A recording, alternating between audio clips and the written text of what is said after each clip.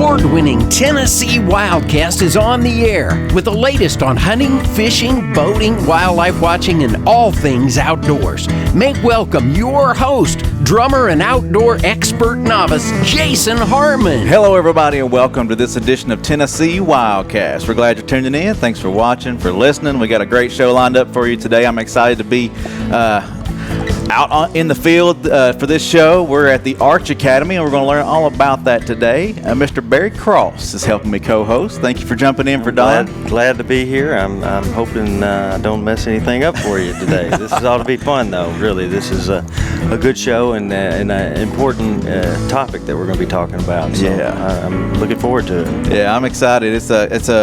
We've already got the tour of the academy here, and we're going to learn all about this Arch Academy today. Don is on special assignment, so he'll be back in a few weeks. But we're going to jump right in and learn about the folks that are joining us today, or we're joining them. We're on their turf today. But Mr. Dean Porterfield, the Executive Director of Arch Academy, and Kenny Davis, the primary therapist here. Glad to have you guys. Thank you. Thanks for having us. Glad to be here. Yeah. Thanks for coming out. So you gave us a tour of the place. We got to walk around for a little bit and check it out, and appreciate that. But we're going to dive into what this place is all about. But first, I want to learn about you guys, learn about who you are, what you do, and what you like to get into outside of the office. But we'll just start with Dean. All right. Appreciate it. Dean Porterfield, Executive Director here at Arch Academy. Been with Cumberland Heights, which is Arch Academy is adolescent recovery of Cumberland Heights for 12 years. Been working in the industry for going on 25 years. Okay. Primarily working with adolescents struggling with primary addiction, co-occurring disorders such as anxiety, depression, those kind of things. Prior to coming to Arch Academy, ran an outdoor program for about 10 years. So, yeah, so this campus is been a dream of many people and a huge investment from the Middle Tennessee area. So. So no stranger to the outdoors. No stranger to the outdoors. Grew up on a dairy farm in southern West Virginia. Okay. So spent my plenty of time fishing and still do when I can. And milking cows. Yeah, milking cows, dairy cows. Now it's turkeys. Now it's turkey farm. Oh, really? Okay. Yeah, cool. yeah. Do you get home much? I'm actually next week headed home for the West Virginia State Fair. So see my family, and it's been a tradition of ours for years. So show dairy cattle. Yeah. Have a niece and nephew who are showing sheep. So yeah, Awesome. Love it. That's a big deal, especially here in Middle Tennessee with the State Fair and things going on here too, coming up pretty soon. So, Kenny, tell us about yourself and what you do for Arch. Yes, sir. Very grateful to be here. My name is Kenny Davis. I'm a primary therapist here at Arch. I have my own journey with recovery, and as I was going through treatment myself, I felt kind of called to the cause to help out other people that suffer from the same disease that I suffer from. So in 2017, I hired on to our main campus, Cumberland Heights. And I worked there for 4 years, and I came over here to work with adolescents for the last year. So it's been great. Awesome. Yeah, that's pretty cool to know that you've been through some of the same stuff that these kids are going through. Absolutely. And able to minister to them and help them out. Absolutely. Yeah, I think that's it's a cool. huge part of it. Well, so let's dive into what Arch is all about, what it is, and learn a little bit about it. So, Dean, you want to cover that? Yeah, absolutely. So actually the youth component of Cumberland Heights has been around, I believe around 37 years. So, and I've been part of that for the last 12 years. We're a nonprofit. Started out on our main campus, which is the River Road campus, about probably 20 minutes from our current location here in Pegram, Kingston Springs area. Okay, yeah, so folks that don't know, right here in Middle Tennessee, not too far from Nashville. Yeah, absolutely. And tucked right off out here in the middle of nowhere. You don't know where we are. Exactly. It's beautiful out here. It's gorgeous, and actually we're right on the Harpeth. We actually own down to the banks of the Harpeth. Not very accessible from our property, but anyway, our CEO and my supervisor came to me a few years ago and said, what if we were to create an adolescent campus separate from where we're at, and our location was great, and it was a great place for people to heal, but let's do something more. And so this idea of Arch Academy came about, and in fact we did our brainstorming in this very room. It used to be a bed and breakfast, and as we kept dreaming and conceptualizing what this would be, it just kept growing. And so primarily we serve adolescent males age 14 to 18, struggling with substance abuse is the primary issue they come to us with, but underlying circumstances might be anxiety, depression, grief, a lot of trauma, what we call everything from intergenerational trauma or witnessing their friends pass and things like that. So it's a population that that really needed a place to come to, and we found this. Actually, Jay Crossan, who is our CEO, found this place. Was just looking around for a program for one of our other branches, and said, maybe this is it. Yeah. And so our board was gracious enough to give us the green light, and the goal was to kind of take more of that kind of clinical setting that you get with traditional adolescent or substance abuse treatment, and pair it with that outdoor background I had from the wilderness program or the outdoor therapeutic piece, knowing the impact that would have. I was going to ask you, how important is that outdoor aspect of healing? Yeah, it's huge. I mean, it's kids I've worked with, or young men now that I've worked with, 10, 15 years ago, they come from all walks of life, and especially if they haven't experienced the outdoors, man, that's part of their life now. It's a coping strategy. It's a new high. Our goal is to replace whatever these guys are struggling with something that's productive, healthy, it's engaging. The thing I love about just the outdoor component is that regardless of what background you come from, socioeconomic background, whatever, nature's fair. Right? When it rains, if you're out there, we all get wet. Yeah, right. And so it's an equalizer, and it's also a spiritual connection. So it's a good way of teaching, using nature and outdoors? Absolutely. And these guys will come here just so angry at the world, and then they'll spend the times where they're out on our ropes course or zip line or our fly fishing program, and there's just a new sense of calmness, and no social media, no cell phones. So it's also a digital detox as well, and you just it's a huge difference from a kid that came in the first week to what you see when they leave, and they love visiting and staying in touch. And one of the things, Arch Academy was built by alumni, by individuals like Kenny who went through the program or went through some sort of recovery or have had a family member. What we know about addiction is it's a family disease. So if we can get these kids at this age, man, we can impact a whole generation and future generations. They are the catalyst to that change. So. Well, you were talking about some things earlier. We were discussing a few things as we were touring around and thinking about how quickly this academy has grown and how big it's become. Yeah. And the fact that you have those donors who have been through the program, how successful they've been. Yeah. If it wasn't for this, they probably wouldn't have been a successful individual and been able to give back like they have. Absolutely. No, I mean, that's and you'll see that all through Cumberland Heights. It's like anytime I put out a need or ask for support, it's always there. Not just and those who can't give, at the same level financially, they show up. And they whether it's our kids get Christmas stockings, they get whatever we need, and that's actually how this fly fishing program came about. Is Kenny mentioned it, and I pushed in a little further and said, if you could create a curriculum or something that would, because it just made perfect sense that this ties with recovery. I mean, and he can be more specific about that, but. It was I tossed the idea out there, and then we had sponsors jump on board, and Kenny can give nod to those folks, including you all. And we had we had the funding probably within a week and a half. Wow. To get it started, and we still have folks that are reaching out and wanting to be part of it and excited about what we're doing with these guys out here. But we're literally amazing staff. It's not an easy job, if you can imagine.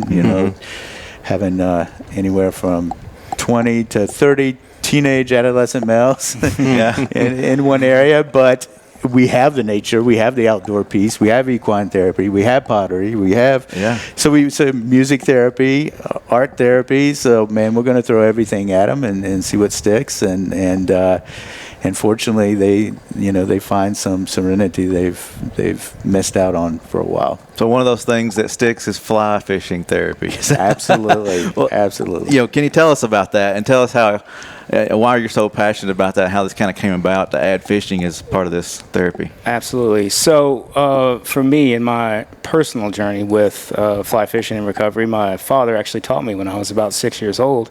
And then later on through my life, he left my family, and that was, part of the catalyst that led me into substance use. So for a long time, I was mad at fishing. I was mad at, him and mad at the world and all those kind of things. And I remember we went to Maggie Valley, North Carolina. And I did get a day license, just so you know. And I actually proposed to my wife. Her name's Maggie as well. So, oh wow, yeah, it was pretty special. But my stepdad at that point bought me a fly rod, and I was nervous because I hadn't fly fished in so long. So I remember stepping back into that river and feeling that that cold water and that temperature, and it just came back to me, and the whole world was just like peaceful for a moment, and I was like, oh yeah, I remember this. And it deeply impacted me, and it deeply affected me in a positive way. Sure. So I knew that getting this to especially adolescents, it's something that you're planting the seed, and it's a lifelong pursuit that you can do. If it's cold outside, you can go tie some flies or whatever. If it's raining, you can do the same. You can research bodies of water that you like to fish. And I knew that part, nature for me is, just like Dean said, it's a great equalizer, and it really rewards that humility and that approach and that stillness and that quiet. And just like we were talking about, cast after cast, you're not getting it right, and you're practicing. And it's cool to hear these guys redefine that notion of success in fishing as not just catching a fish. It's that practice and practice and practice. So, because when you get it right, it's like, man, when you get it right, day. What a day. Yeah, that's awesome. So, I mean, when you talk about fly fishing, is there something specific about that resonates with the kids? I mean, or how do you teach through that? Well, to all the fly anglers out there, I don't think I have to talk about that spiritual component too, and there's nothing wrong with, more passive forms of fishing, catfish fishing or whatever that is. But just that active form of fishing where you must be connected, you must be aware, you must, consider all these things that are going on around you and be aware of your environment. It really forces you to practice those things. So for me, there's just something spiritual about it, and I don't know how to explain it, but I know the other fly anglers know exactly what I'm talking about. What do you see with the kids when they get a fly rod in their hand and you start trying to instruct? I mean, it can be frustrating. But what do you see? Absolutely. The first time that we went out, we actually had about 2 months. We got our donation from Trout Unlimited, and we got some gear, and we spent a lot of time on the basketball court that we showed, and they were able to practice casting. So the first outing we went to, we had kids that had 2 or 3 months of experience in casting, and it was pretty smooth. I mean, considering and now we go out more often, and we have to do a little bit of on the fly training. That's a pun. And I call it on the fly, yeah. But it rewards that notion of perseverance. And no, this is not easy. I mean, we have spinning rods down in the basement too, and we could go that route. But this is not an easy form of fishing, and that's part of it. It's part of the perseverance that it takes. So you find a kid sitting on the bank. I try to police the bank back and forth and make sure that everybody's still having a good time. And he's sitting there and he's all bummed out, and then. Showing him, hey, let's try this. Let's take this approach. Let's cast right there by that spot, see what you get, and then to have him hook up, and man, it's moving. Take a kid fishing, you won't regret it. Right? Yeah. Right. Yeah, I've said that a lot of times. It's a special place to be out there with a kid and see them catch their first fish. Or, absolutely. No matter how old they are, to see somebody catch a fish, it's fun. I can see that therapy. And I think back to some of the other programs around Tennessee, like the Casting for Recovery, breast cancer folks or women who have been through that find that as exercise and therapy for them, and it's pretty amazing what fishing can do. Absolutely. Yeah. And you talked about sponsors earlier. You had people that stepped up to the plate. Yeah. Who helped out with getting this going? Absolutely. So the Music City Trout Unlimited helped out with some funds on the front end. Blake Parsons, he really helped us out there. We work with a retreat center called Rowwood Retreat Center. They're about 20 minutes I guess south of here, and they were affected by some flooding in 2010, obviously, and then a couple years back too, they were affected by some flooding. So we go out there, provide service to help them kind of clean up some of the stuff that they're working on, and in turn, they let us come out there pretty much any time that we want to, and as long as we're very respectful, clean up the environment, any trash we find, pick it up, and it's been really, really helpful.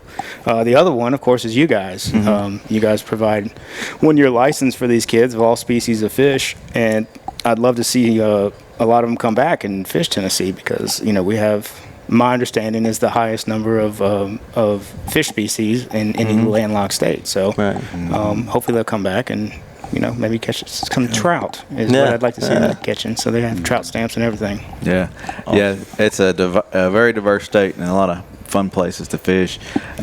Like you said, I'm very thankful to our foundation for their support in this program. We couldn't do a lot of things without them. They help out in a lot of ways that the agency can't directly, but providing that opportunity for those kids to and the Arch Academy not to incur that cost is amazing, and get them out there. Yeah. So trout, why trout? Is that can you chase other things? Yeah, no, and we're not necessarily fishing for trout in the Harpeth River in the summer, but I think trout are just like that that fish that every fly fisherman wants to hook up on. I mean, obviously there's other larger trophy fish too, but something about a nice 14-inch rainbow trout just does it for me all day long. Yeah, well, I'm the warm water side of things. Yeah. So if I get a smallmouth that's 14 inches, I'm in my happy place. Salivate. So. Not only do you teach them how to fish, but you teach them other aspects of the trout, or of the fly fishing game, Absolutely. don't you? Yeah. And what do you do? So we have, I think it's a 6-part curriculum. We do obviously basic casting. We do a whole session of just knots, and I think that's a huge part of it too. I mean, every fly fisherman knows that if you don't know your knots, you're going to have a bad day. Yeah, it's going to be a very frustrating day. Not to mention conservation, not to mention identifying fish species, not to mention, safety around the river and other species you might run into, snakes and all that kind of stuff. Fly tying, I don't know if I said that. We've been doing, really focusing on that over the last month and stepping up on that. So I think that's it. Yeah. We got going on right now. Yeah, and fly tying for me, that's a wintertime thing for me. That tie up a bunch of stuff and then I hope that I can get something to bite what I've created.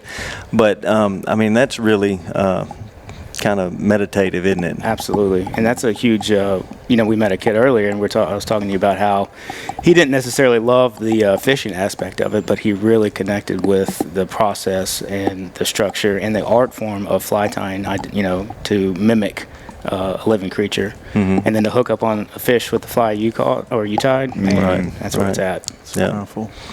Yeah, that's cool. And you got a few of those here that they've tied. I thought it's pretty cool. How do they decide what colors they want to use, or what? You got any tips or tricks there that it's just what they like, I guess? So what matches the hatch? They can be creative for sure, and there's even more actually than that. We lose some too when we go out there, but and a lot of guys are like, oh, I want to use red or I want to use a certain color, and that's fine too. But obviously, black woolly bugger on the South Harpeth is gonna catch you fish all day long. So that and maybe some poppers we're gonna start working on too this month. Nice. So, but they can do whatever they want to do. Well, going around and seeing some of the places and seeing their artistic ability and their creativity and some of the art that they've done here, I could see them getting some pretty creative flies going. Oh yeah. There's definitely some psychedelic colored flies, and you never know. You never know. Yeah. Hey, you never know what's going to catch fish either.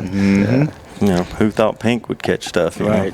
So, but to me, fly fishing is, some people like golf. Golf to me is a frustrating sport, and It can be in many, many ways. But it's fun. And fly fishing can be, but to me, being out in nature is got that big plus. And does that part of it fall into the structure that you got? Does that mean something to these kids when they get out there? Absolutely, and part of that is that obviously with a 9-foot fly rod, they're going to have to separate a little bit, and that stretch of the river that we have access to is great for that, because it's a good, probably 300-yard shot where I can, you can still keep eyes on them, make sure that everything's okay, and they can really spread out and have their own personal experience with fly fishing. So I think they appreciate that, because here they're always kind of with each other, and that's great to build that community, but also to find the balance and find some, some solitude, not necessarily isolation, but some solitude to think things over. Right, and there's nothing to get you thinking more than having that 9-foot fly rod and the line going out. And when things aren't going right, you're like, man, I can't get it right. But when it does, when it does come together for you and you start feeling it, and it is a feel, it really, you have this sense of accomplishment. And I'm guessing the kids, when they start getting it, they really have that feel, don't they? Oh, absolutely. And to speak to, walking that bank, and I found that one kid who was struggling. He was sitting there, he's all tangled up. He actually broke the tip off of a fly rod, which is, $3 fix, not that big of a deal. But he was struggling. So I said, hey, why don't you do this? Let's go back to the van. I got another outfit out there. Let's grab that, and let's come back down. And I just sat and I worked with him for a minute. And in the video that we shared with you guys, that's him in that clip, and he caught a fish at that moment with me, and I was like, okay, I'm just going to leave you alone. And he caught 3 more that day, and he'd been out 6 times without catching anything. So really learned what it takes to persevere, to kind of come out of that funk, and then let's ask for help, and let's find some solutions here. That's amazing to me. I really do think outdoors is a great. What do you call it? It equalizes you, I guess is what I would say. Yeah, therapy. There you go. Because it does. It grounds you and helps you out. And I think more people need to be outdoors, but that's my opinion. So, but anyways, I'm inclined to agree. It's just walking out in the back porch and a cup of coffee and sitting there. That does something. It's just being outside.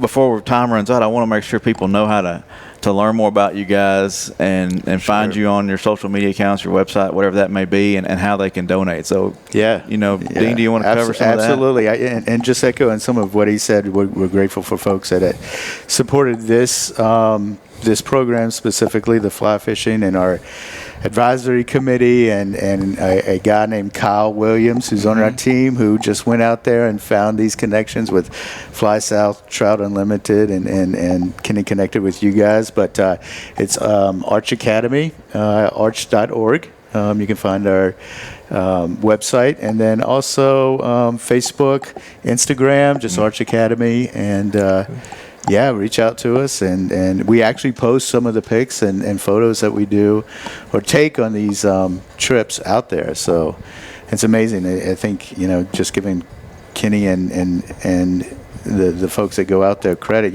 these guys get up and complain about 6 a.m. they leave here or something crazy. Up at 5, leaving at 6. So they're not so inclined to be motivated, but as soon as you see them step off that van after they've been, no regrets. No regrets. It's that meditation and therapeutic component of it is, there's science behind it, and we know that nature provides us with chemicals that our brain needs, and especially for this population, it's literally life-saving, as Kenny spoke to. Well, and so those social media accounts, those links, that'll be how you can find ways to donate or connect with you guys. Yeah, for sure. But also, if you buy a hat from our e-store, that's some of that money that you're buying a hat with there is going back into these licenses for these kids, and so that's another way to support that. And so visit our e-store at shop.gooutdoorstennessee.com to do that as well. And there's multiple ways you can help.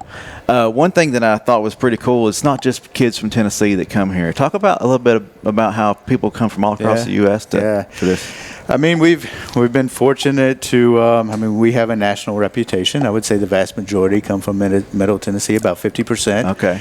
But like one of the a couple of the young men you met this morning, one was from Atlanta, one was from North Carolina. We get them from, California, usually the East Coast, Southeast. But I think just the tremendous work of the staff here and so forth has put us in the national realm of things, and we're fortunate, and there are times when the kids help us more than we help them, and so. And I think I said something to you earlier. A lot of people go about their lives; they don't see any problems, but there are problems that need to be addressed with youth, with substance abuse, with depression. I mean, you see that every day. Don't you? Absolutely. I mean, it's an epidemic. My hope is, once kind of, if we get to the point where COVID takes a back seat, that some of that same attention and funding and so forth, because we're losing so many young people. The fentanyl crisis, these kids are dying, and I did a focus group recently with some individuals. I want to look at starting something to help young men, and in that focus group, it was like connection. We don't have connection. We can't show up authentically anymore, and due to social media, and so it's just we've got to do more. They're brilliant kids. They're bright kids. They keep us going. Yeah, love it. Awesome. Yeah. Thank you. Awesome. Yeah, this is awesome. Excited to learn more about this and be able to share it with our audience and let more people know about it. So, there's, like you said, there's people struggling out there, and this is nothing better than therapeutic, outdoors. Absolutely. So, especially fly fishing. Come on. Yeah. So look these guys up and learn more about this. And if you want to reach out to them, do so. They can help you, help your kids maybe, or find ways you can help them. If you're looking for ways to donate, I'm sure they would appreciate it. We welcome it. Thank you. Absolutely. Awesome. Thank you for reaching out to us and having us be partners with you guys. And Absolutely. We're very grateful. Yeah. Glad we can share this today.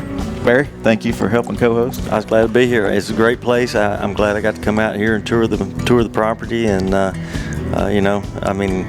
if you're helping kids, you're doing something right. So I appreciate you guys. Thank you. Appreciate you. All right. Well, if you want to support and help, find them on social media, find them on our website, give them a call, buy a hat, help donate towards the funds to get these kids licenses and get them out there fishing. Keep coming back to Tennessee Wildcast. We thank you for watching. Thank you for listening, and we'll see you next time. Thanks for tuning in. Stay connected with TWRA by visiting our website at tnwildlife.org and follow us on Facebook, Twitter, and Instagram. Hey, it's all about Tennessee wildlife. It's what we do.